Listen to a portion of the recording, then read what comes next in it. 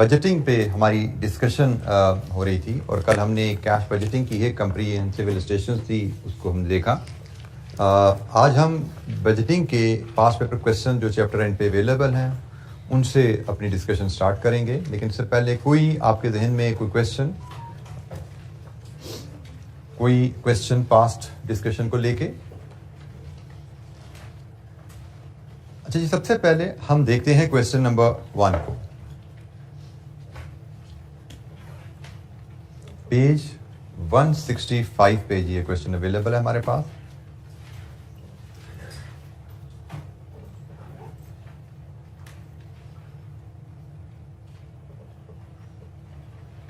Flamingo limited question 1। Requirement है जी, prepare production cost budget for the quarter ended 30 September 20X1। Production cost budget आने वाले quarter का। Following data is available from the production records of Flamingo Limited for the quarter ended 30th June 20X1. Direct material 1,20,000। ये है जी data available from the records, मतलब ये जो quarter खत्म हुआ है 30 जून में उसका डाटा है। डायरेक्ट मटेरियल 1,20,000, डायरेक्ट लेबर 4 रुपये के हिसाब से 75,000, variable overhead 70,000, fixed overhead 45,000। Managements projection for the quarter ended 30 सितंबर, आने वाला जो क्वार्टर है 30 सितंबर तक का, उसके बारे में मैनेजमेंट की प्रोजेक्शंस क्या है? Increase in production by 10%, production आपकी 10% बढ़ेगी। Reduction in labour hour rate by 25%, rate 25% कम हो जाएगा। Decrease in production efficiency 4%, efficiency कम होने का मतलब टाइम ज्यादा लग जाएगा, बिल्कुल ठीक है जी। No change in purchase price and consumption per unit of direct labour. Variable overheads are allocated to production on the basis of direct labour hours. Variable overhead का ताल्लुक भी लेबर आवर्स से ही है। अच्छा जी, अब हमें पिछले क्वार्टर का एक्चुअल डाटा दिया गया है, अगले क्वार्टर की प्रोजेक्टेड चेंजेस बताई गई हैं। अगले क्वार्टर की प्रोजेक्टेड चेंजेस कि पिछले क्वार्टर से अगले क्वार्टर में क्या चेंजेस आने की उम्मीद है, और हमसे कहा गया है पिछले डाटा की बेस पे अगले क्वार्टर की चेंजेस इनकॉर्पोरेट करके बताइए नेक्स्ट क्वार्टर का बजट क्या आएगा। अच्छा, हमने अभी थोड़ी सी डिस्कशन हमारी बजटिंग में रहती है, मुझे लगता है ये सवाल उस थोड़ी सी डिस्कशन से रिलेट करता है, लेकिन 10 सेकंड की बात है, मैं इसलिए आपसे अभी शेयर कर लेता हूं। ये जो अप्रोच यहां पे हमें बजट बनाने के लिए कही जा रही है कि पिछले एक्चुअल डाटा में आने वाले पीरियड की प्रोजेक्टेड चेंजेस इनकॉर्पोरेट करके अगला बजट बनाइए, इसको कहा जाता है incremental budgeting. Incremental budgeting it's a very basic सी टर्म, सिर्फ मैं तारुफ के लिए आपको बोल रहा हूं कि इंक्रीमेंटल बजटिंग। इंक्रीमेंटल बजटिंग क्या है, मैंने एक जुमले में आपको बता दिया। पिछले एक्चुअल डाटा को बेस करके आने वाले पीरियड की प्रोजेक्टेड चेंजेस इनकॉर्पोरेट कर लो तो अगले पीरियड का बजट बन जाता है। This is called incremental budgeting.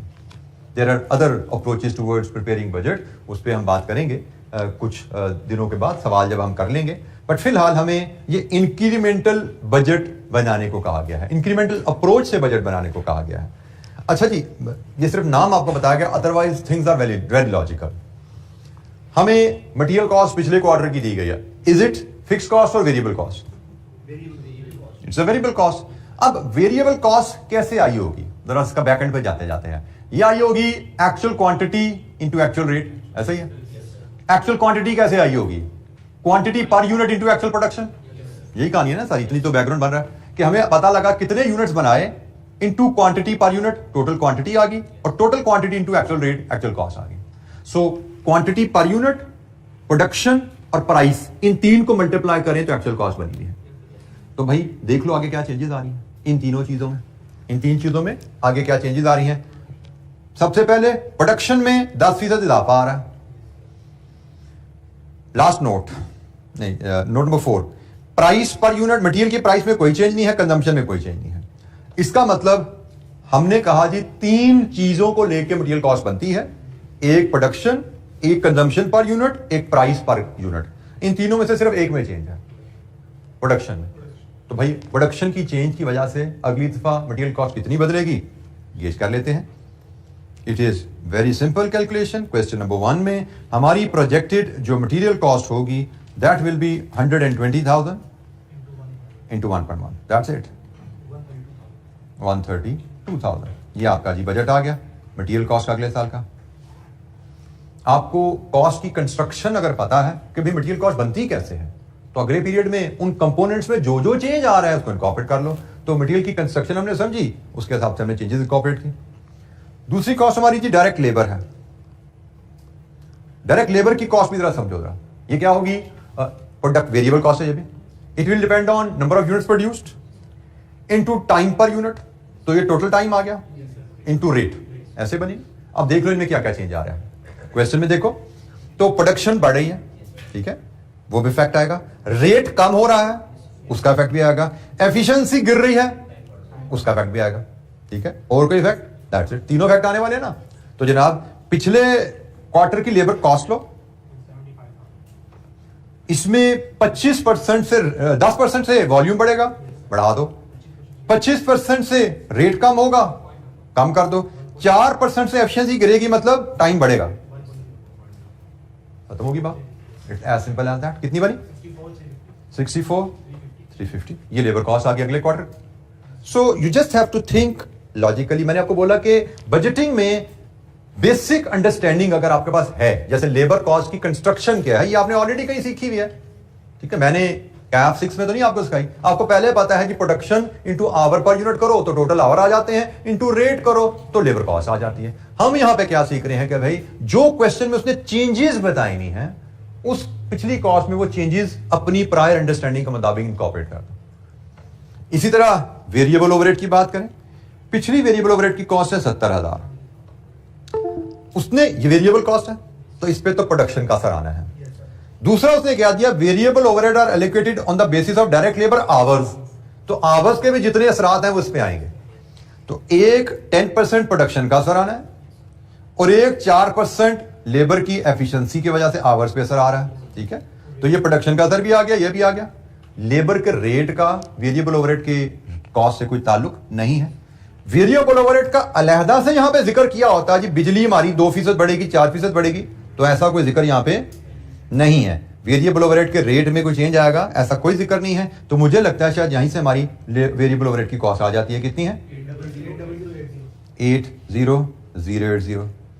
आखिरी कंपोनेंट है जी फिक्स्ड ओवरहेड्स का। फिक्स्ड ओवरहेड्स हमें पता है कि उसका वॉल्यूम से कोई फर्क नहीं है, इसका आवर से कोई फर्क नहीं है, इसका फर्क सिर्फ होता है रेट से कि भाई किराए का है तो किराया बढ़ गया है, कोई डेप्रिसिएशन है तो नया एसेट खरीद लिया, डेप्रिसिएशन बढ़ गई है। तो ऐसा कोई जिक्र क्वेश्चन में नहीं है, तो हम अज्यूम करेंगे इट विल रिमेन सेम। लीजिए जी, ये आपकी बजटेड कॉस्ट ऑफ सेल्स आ गई अगले साल की। सम कीजिए, 321,430।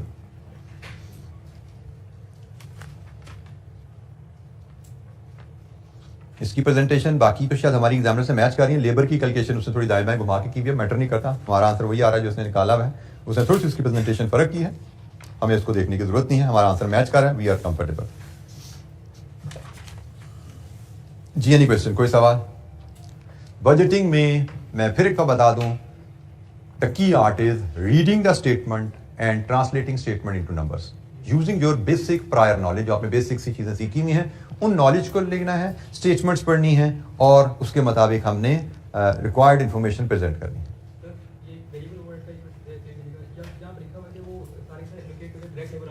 जी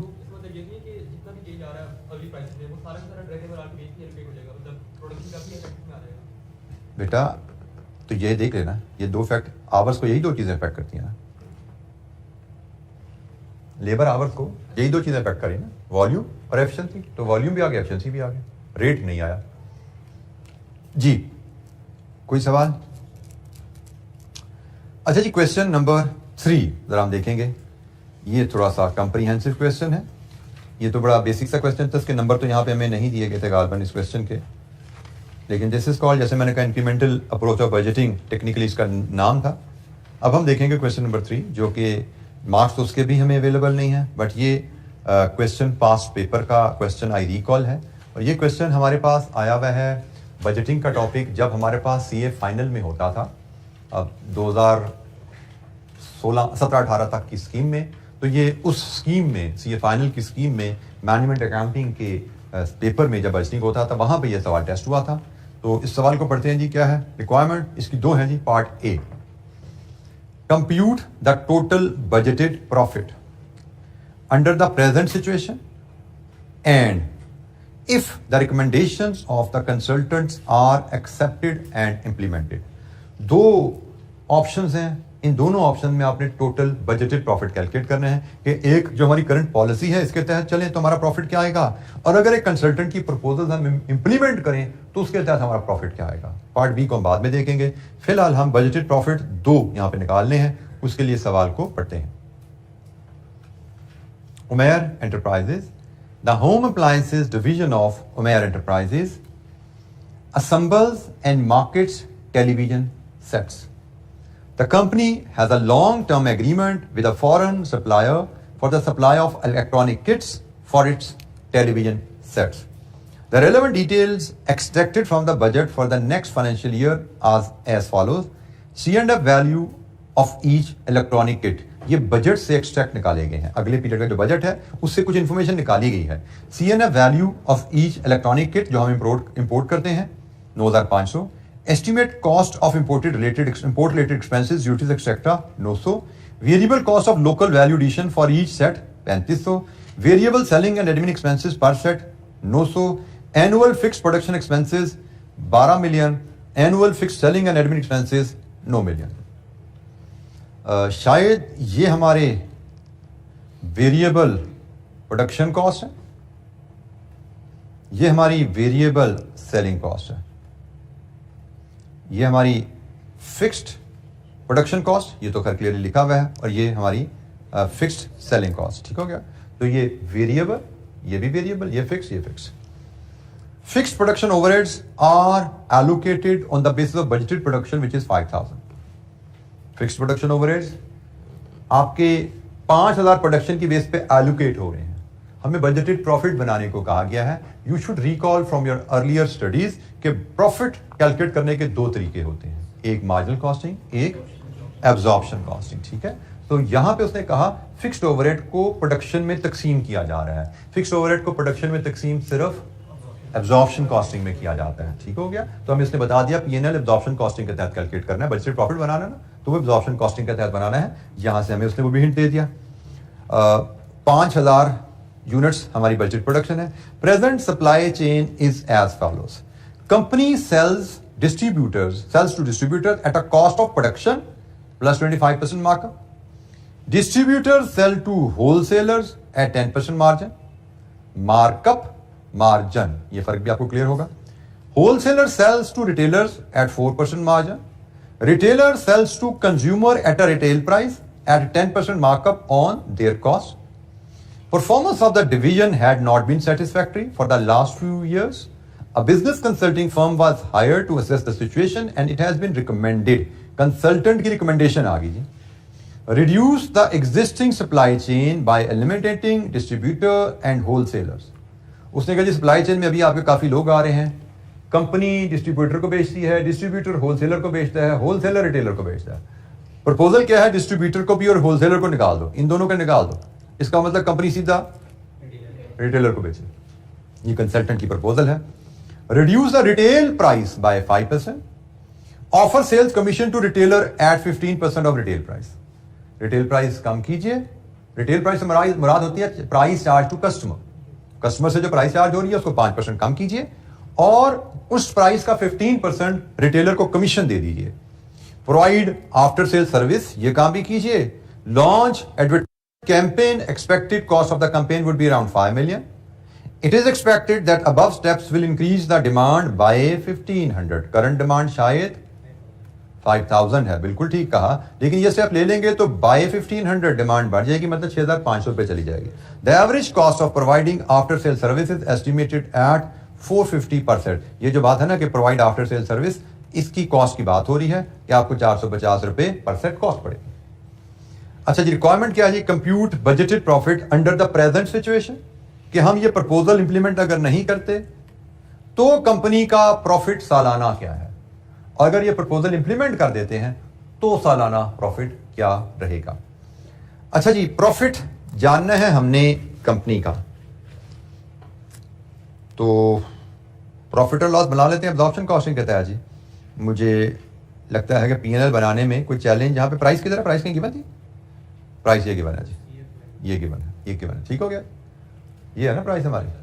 तो जनाब हमारा पीएनएल कैसे दिखेगा, क्वेश्चन नंबर 3 में हम ए और 1 बनाते हैं, ठीक है जी। पहले A1 sales less production cost of sales, आपको मिलेगा gross profit,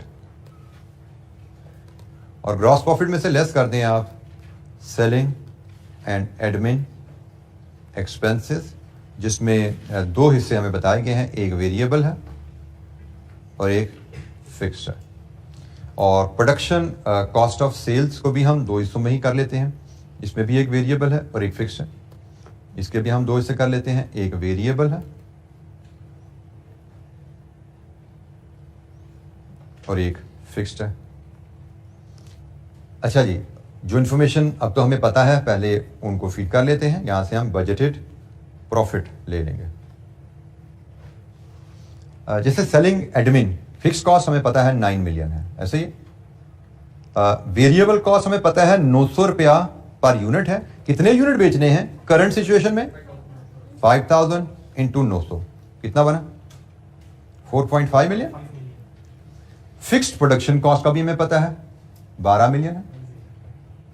variable production cost भी कोई इतना चैलेंज नहीं है, 9500 जमा 900 जमा 3500 इंटू 5000 कितनी बनी है, 69.5 मिलियन।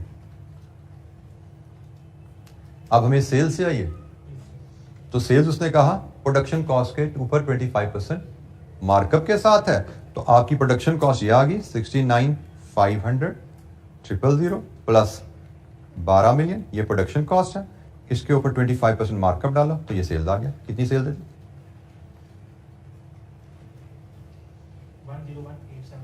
101,875,000। लीजिए जी, revenue minus production cost of sales, gross profit आएगा। कितना ग्रॉस प्रॉफिट,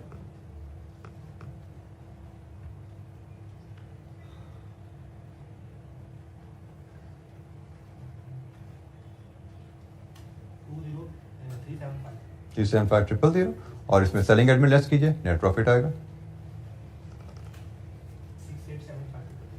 6875,000।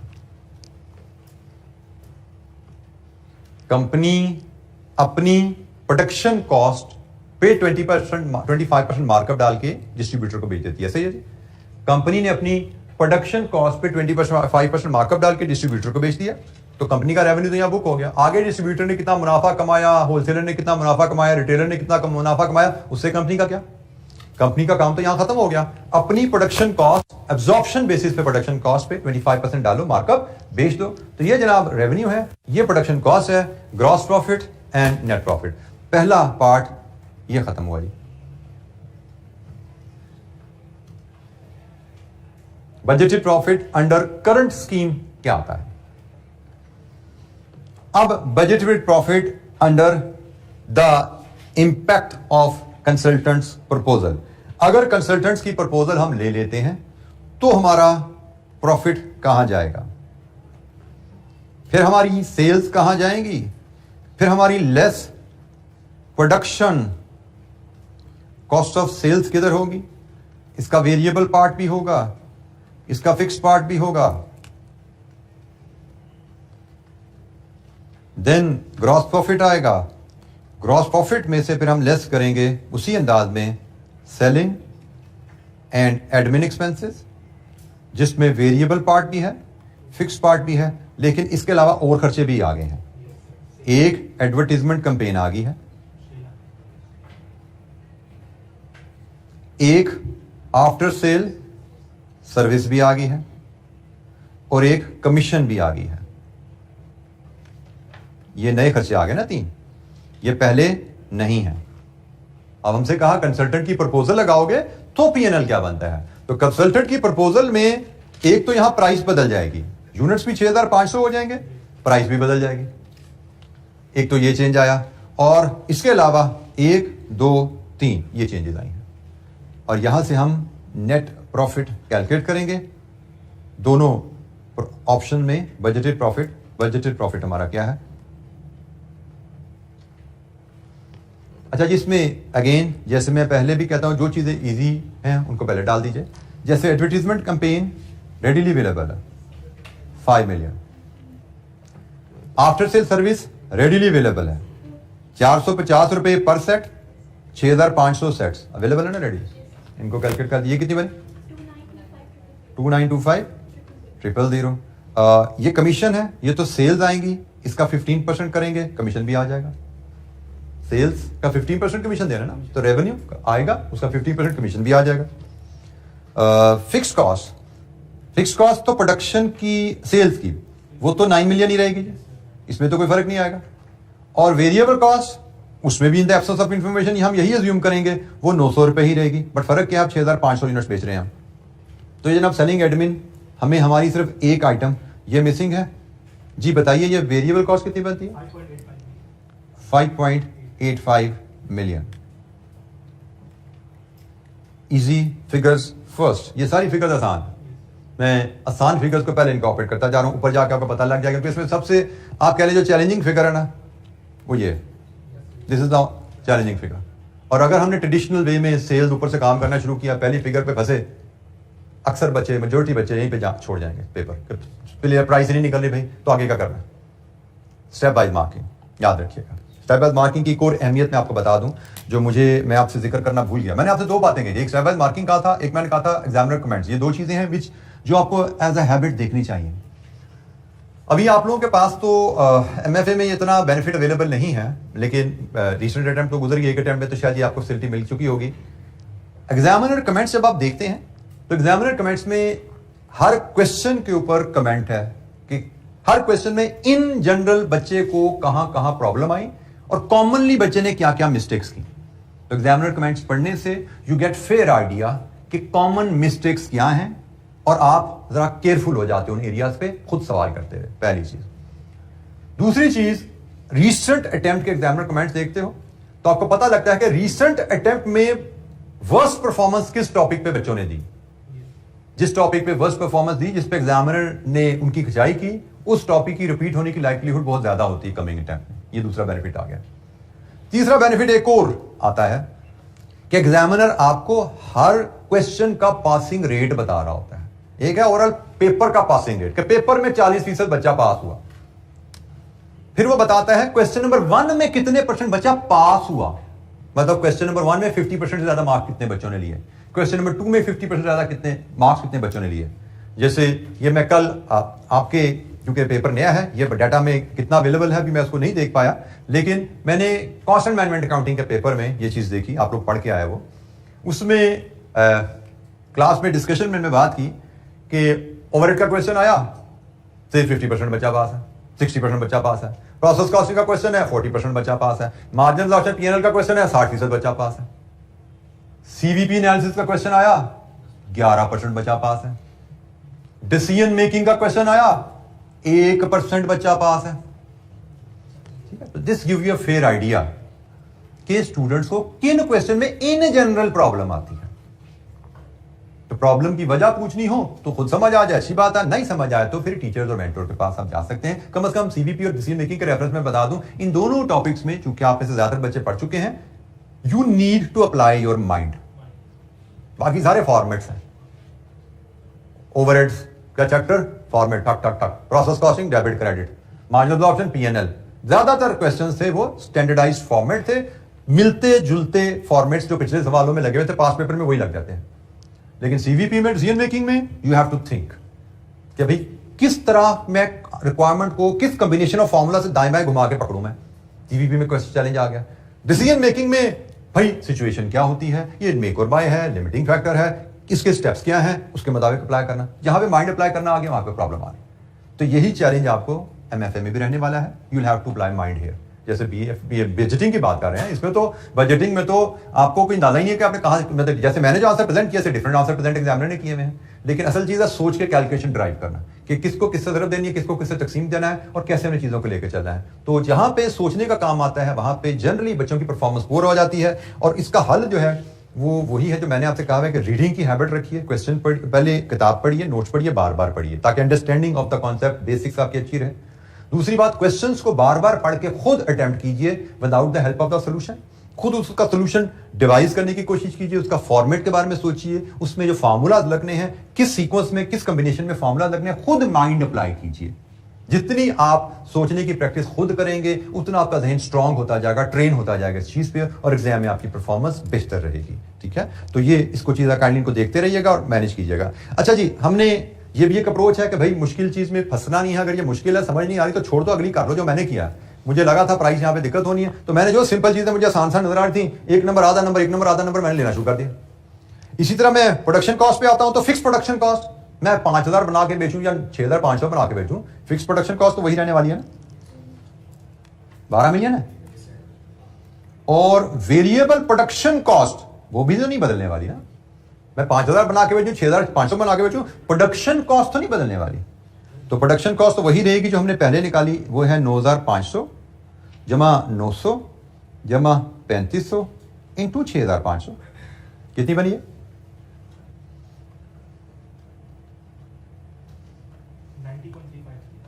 90.35 मिलियन। लीजिए जी, अब हमारी सिर्फ एक फिगर रह गई है, वो फिगर आ जाए तो पीएनएल पूरा हो जाता है। तो फिगर अब 3 नंबर की है, 4 नंबर की है, कोशिश कर लेंगे, समझ आ जाए, एग्जाम पॉइंट से बात करो, समझ आ जाएगी तो कर लेना 2-3-4 मिनट में, नहीं समझ आएगी तो 500,000 ज़ूम करना, सवाल खत्म कर देना, आगे चलना। ठीक है, क्योंकि इस सवाल में सवाए एक वर्किंग के जो 3 या 4 नंबर की होगी, शायद सवाल ये 12 या 13 नंबर का है, तो 8-9 नंबर तो ले चुके आप।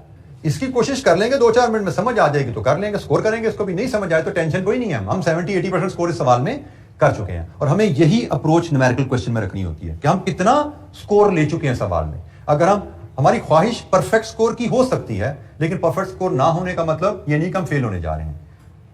हमें तो 50% स्कोर चाहिए पास होने के लिए, और आप किसी सवाल में 70, किसी में 80, किसी में 90, किसी में 40, किसी में 30% ले लेते हो, एवरेज आपका 60 प्लस निकल जाता है, आराम से पास हो जाते हो। और ये लेकिन आप तभी कर पाते हो जब आप पेपर पूरा करो। तो अगर यहाँ पे फंस गए, पूरा पेपर छोड़ दिया, तो आप तो शायद 1 नंबर या आधा नंबर लेके जा रहे हो। लेकिन जिसका मैं कह रहा हूं, यहाँ पे फंसना नहीं है, बाकी जो आता कर दो, तो आप यहाँ पे 8 या 9 नंबर लेके जा रहे हो, तो it makes a lot of difference. तो काइंडली अप्रोच अपनी न्यूमेरिकल क्वेश्चन में ऐसे रखिएगा।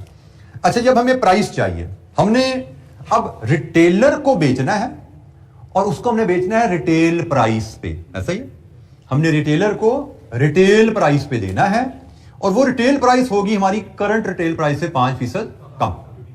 इसका मतलब हमें पहले करंट रिटेल प्राइस निकालनी पड़ेगी, फिर उसमें 5% का डिस्काउंट डालना है। ये हमारा काम है जी। तो करंट रिटेल प्राइस निकालनी पड़ेगी, उसके लिए हमें ये पूरी सप्लाई चेन फॉलो करनी पड़ेगी। करंट रिटेल प्राइस के लिए हम ये पूरी सप्लाई चेन फॉलो करेंगे और देखेंगे कि करंट रिटेल प्राइस है क्या, और 5% डिस्काउंट डालेंगे तो हमारी नेक्स्ट ईयर प्रोजेक्टेड या प्रपोज्ड रिटेल प्राइस आ जाएगी। ठीक है, प्रपोज रिटेल प्राइस आ गई तो हमारा सवाल कंप्लीट हो जाता है। तो हमारा स्टार्टिंग पॉइंट है, कंपनी 25% मार्कअप के साथ बेच रही है डिस्ट्रीब्यूटर। तो यहां से हम बात शुरू करते हैं जी। हम प्राइस के लिए वर्किंग बनाते हैं, से वर्किंग 1, और उसमें सबसे पहले मैं देखता हूं करंट डाटा हम ले रहे हैं, price charged by company from distributor. तो ये तो बड़ी आसान है हमारे लिए। मैं पार्ट 1 में जाता हूं। पार्ट 1 में मेरे पास ये रेवेन्यू आ रहा है, इस रेवेन्यू को मैं यूनिट से डिवाइड कर दूं तो प्राइस आ जाए।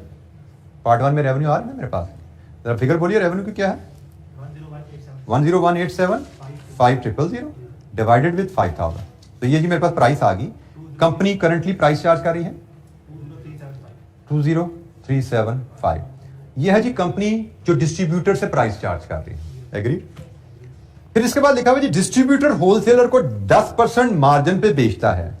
Price charged bye distributor from wholesaler, that price is 20,375 margin, इसका मतलब डिवाइड विद 90 इन 200, ऐसे ही है, क्योंकि ये डिस्ट्रीब्यूटर की कॉस्ट है। कंपनी ने डिस्ट्रीब्यूटर को इस प्राइस पे बेचा तो ये डिस्ट्रीब्यूटर की कॉस्ट बन गई ना। डिस्ट्रीब्यूटर ने 10% मार्जिन कमाना है, मार्जिन का मतलब क्या है, कॉस्ट 90 होगी, कॉस्ट 90 होगी तो प्राइस क्या हुई 639। इसके बाद होलसेलर बेच रहा है रिटेलर को, तो price charged bye wholesaler from retailer 4% margin, ये भी मार्जिन की कहानी है। तो 22639 डिवाइड विद 90 6 इन 200, बिल्कुल ठीक हो गया जी। कितनी बनी 23582। एंड आखिरी retail price, current retail price जो रिटेलर चार्ज करेगा कस्टमर से, उसने कहा जी 10% मार्कअप ऑन देयर कॉस्ट। ये कॉस्ट टू रिटेलर है 23582, इस पे 10% मार्कअप डालना है, मतलब इसको 1.1 से मल्टीप्लाई कर दो, कितनी बनी 25940। ये आपकी करंट रिटेल प्राइस है। अब यहां पे कैलकुलेट कर लीजिए प्रपोज्ड रिटेल प्राइस, 5% डिस्काउंट है, 25940 का 95% 643। लीजिए जी, ये है वो प्राइस जो हमें अपने budget under the proposal of consultant बना रहे हैं उसमें डालनी है।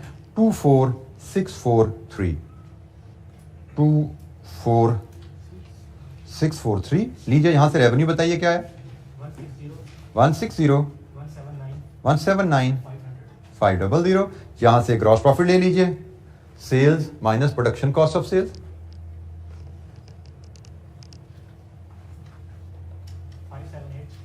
578 29500 जी। यहां से अब कमीशन रह गया हमारा जी, सेल यहां पे फीड करेंगे 160 179 500 का 15% कमीशन, ये भी कैलकुलेट कर लें।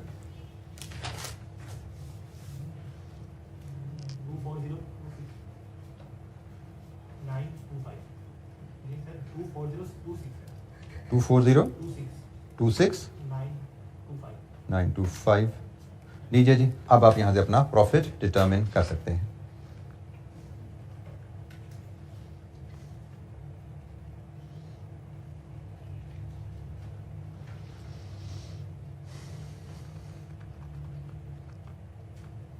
Net profit, budgeted profit, gross profit में से सारे एक्सपेंसेस लेस कीजिए, प्रॉफिट आएगा आपका 160।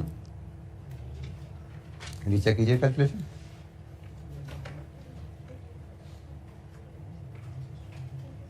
$57 मिलियन आपका ग्रॉस प्रॉफिट है। इसमें से ये सारे खर्चे माइनस कीजिए,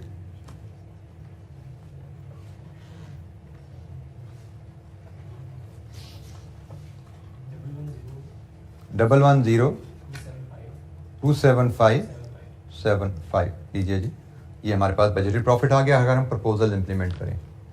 ये आंसर हमारे एग्जामिनर के आंसर से स्लाइटली डिफरेंट है। उसकी वजह यह है कि उसने ये प्राइस 2 डेसिमल तक एक्सटेंड की है, दैट डज नॉट मैटर, ठीक है। 26,000 प्राइस है, 2 डेसिमल पे ले जाना कोई जरूरी नहीं है, ले भी गया है वो तो कोई हर्ज नहीं है। वी गेट फुल बटा फुल मार्क्स इस प्रेजेंटेशन के। बाकी भी इसकी प्रेजेंटेशन कैलकुलेशन थोड़ी फर्क है, दैट डज नॉट मैटर। हमें तो फाइनली उसने प्रॉफिट मांगे हैं, हमने बजटेड प्रॉफिट ये भी निकाल दिया और बजटेड प्रॉफिट ये भी निकाल दिया। प्रेजेंटेशन जैसी भी है उससे कोई फर्क नहीं पड़ता, बस हमें सिर्फ ये देखना होता है कि प्रेजेंटेशन एफिशिएंट हो और हम लॉजिकली उसको समझ पा रहे हो। जी कोई सवाल यहाँ पे? जी बजटेड प्रॉफिट कैलकुलेट करने में कोई चैलेंज?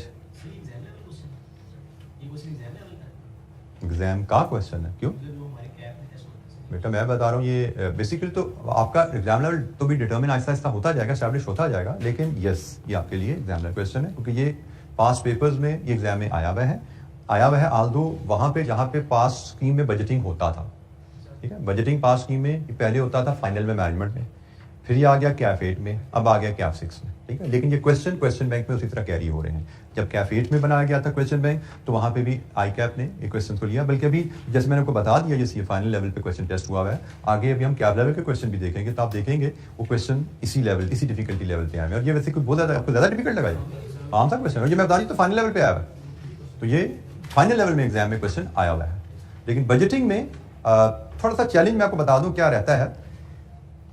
आपने बजटिंग टॉपिक पढ़ते हुए देखा, यूं करके खत्म हो गया हमारा डिस्कशन, तो सही कुछ नहीं है, क्योंकि मैंने आपको शायद पहले ही बताया था कि उसमें डिस्कशन में ऐसा कोई बेसिक से फॉर्मेट ही है कि भाई पीएनएल पहले सीखा है, बस ये ख्याल रखना ना, बैलेंस शीट पहले सीखी, बस ये ख्याल रखना, कैश फ्लो का फॉर्मेट है, उसमें ये चीजें ख्याल रख लेना। इतनी सी बात है बजटिंग में, और तो कुछ था ही नहीं।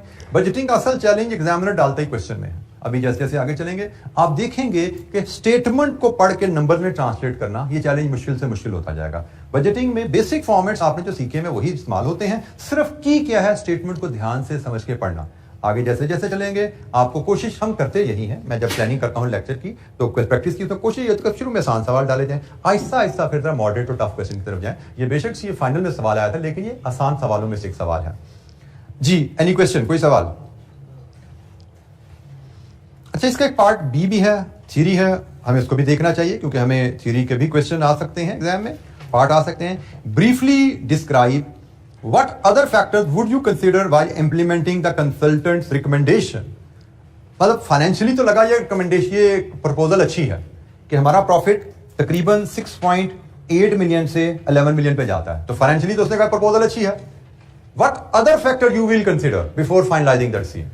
और क्या चीजें सोचनी चाहिए? तो जब अदर फैक्टर की बात की तो ये नॉन फाइनेंशियल फैक्टर्स आ जाते हैं। नॉन फाइनेंशियल फैक्टर्स में आपके ऑपरेशनल मैटर्स आ जाते हैं। जैसे यहां पे बात की जा रही है कि आप ये स्कीम बदलें और 5000 की जगह 6500 यूनिट बना के बेचें, तो पहला फैक्टर तो यही आता है, do we have the capacity to produce 6500 units? क्योंकि भाई कंसल्टेंट प्रपोजल इंप्लीमेंट तभी करो ना जब 6500 की प्रोडक्शन कैपेसिटी हो। दूसरा केस, कंसल्टेंट कह रहे हैं जी आप अभी डिस्ट्रीब्यूटर को बेच के फारग हो जाते हो, अब डिस्ट्रीब्यूटर को भी निकालो, होलसेलर के भी निकालो, रिटेलर के पास चले जाओ। बेसिकली कंपनी डिस्ट्रीब्यूटर को बेचती है, डिस्ट्रीब्यूटर होलसेलर को बेचती है, होलसेलर रिटेलर को बेचती है। एक कंपनी में भी 4 डिस्ट्रीब्यूटर से डील कर रही है, 4 डिस्ट्रीब्यूटर में भी 100 होलसेलर से डील कर रहे हैं, 100 होलसेलर में भी 1000 रिटेलर से डील कर रहे हैं। तो प्रपोजल क्या है? अब कंपनी 4 डिस्ट्रीब्यूटर से नहीं 1000 रिटेलर से डील करे। This is another operational challenge. क्या हमारी सेल्स टीम इतनी स्ट्रांग है कि 1000 कस्टमर से डील कर सके? सिर्फ प्रपोजल आना और नंबरों में अच्छा लगना काफी नहीं है, उसकी प्रैक्टिकल साइड भी देखनी है कि भाई अभी हमारी सेल टीम 4 कस्टमर से डील करती है, हमारे 4 डिस्ट्रीब्यूटर हम उनको बेच रहे हैं, उनसे पैसे इकट्ठे कर रहे हैं। अब 100 रिटेलर को बेचना, उनसे ऑर्डर लेना, उनको चीजें भेजना, फिर उनसे पैसे रिकवर करना, क्या हमारी कैपेसिटी है? We need to consider. हो सकता है ना हो। तीसरा पॉइंट इसमें आता है, हम कह रहे हैं जी आफ्टर सेल सर्विस भी दें। Do we have the infrastructure and staff to provide to commit that service? ये तीसरा इंपैक्ट है कि आफ्टर सेल सर्विस देने की कैपेसिटी हमारे पास है, इंफ्रास्ट्रक्चर है, स्टाफ है। सिर्फ एडवर्टाइज करने से थोड़ी सर्विस मिल जानी है, आपको पीछे पूरा लाइनअप करने पड़ते हैं, स्पेयर पार्ट्स रखने पड़ते हैं, आपको टीम हायर करनी पड़ती है, आपको वर्कशॉप्स बनानी पड़ती हैं, इसके बाद ही आप आफ्टर सेल सर्विस दे पाएंगे, उसको देखने की जरूरत है। और शायद आखिरी पॉइंट यहां पे डाल सकते हैं कि हमने कहा जी 5 मिलियन की advertisement campaign would be sufficient along with other factors to push the sale above by 1500 units. तो इसकी क्या लॉजिक, क्या जस्टिफिकेशन है? क्या इसकी कोई हमारा सर्वे या इस पर कोई हमारी कोई स्ट्रॉन्ग कोरिलेशन इसका हमने स्टैब्लिश किया हुआ है कि 5 मिलियन की सेल्स और ये फैक्टर से हम 1500 यूनिट ज्यादा बेच पाएंगे? तो उसको भी हमें कंसिडर करने की जरूरत है। ऐसा ना हो कि 5 मिलियन की कैंपेन हमारी अगर इफेक्टिवली प्लान ना हो तो 5 मिलियन जाया भी हो सकते हैं। अगर इफेक्टिवली प्लान नहीं है, ऑब्जेक्टिव को हम मीट शायद ना कर पाए। जी एनी क्वेश्चन, कोई सवाल?